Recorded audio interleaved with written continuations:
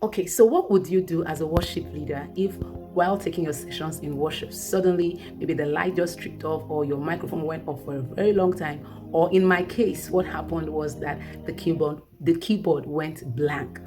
You could see that the audience could observe that something had, happened. You could feel it as a worship leader, and you just have to manage the situation. So in this video, what I want to do is just share with you three things that I did, spontaneous decisions that I had to make right on the spot to still engage the audience and balance, the atmosphere we had already built. So at number one was that I didn't act like anything had happened. I could see the reactions on their faces, but I still kept my posture, kept the strength of my voice, didn't miss my lines. I kept my focus and just finished through. Now, in my situation where that happened, it was like I had just started a particular song, and so I just could not end the song and just move to something else, because even the second song had an intro to it where I was going to be really needing the sound of the instrument. So what I did was, after maintaining my focus, I knew I had to just introduce something that would just spice it up and it would just look blank. So what I did was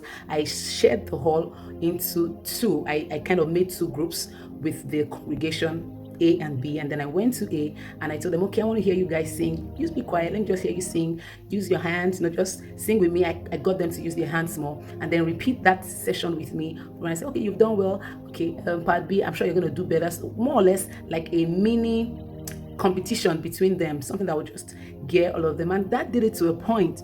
But when we're done, so I shared with number one, number two, when we're done with that song, I realized that I still hadn't, the atmosphere was still bland, so to say. I hadn't gotten their attention due to that distraction. And I said a very short prayer. I was just like, Holy Spirit, help me. I was at a point I really didn't know what to do. I was like, Holy Spirit, help me. And in that moment, he just reminded me that the very, very last song would do the trick, would be my hack for that short test. So, and it was an indigenous song. It was a Yoruba song. And I realized that it helped us end well. I'm worshiping in a place where Yoruba songs always kind of reaches out to the people. There's something about our languages, right?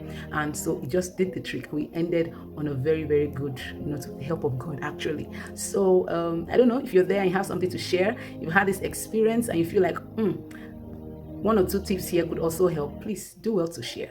God bless you. Bye.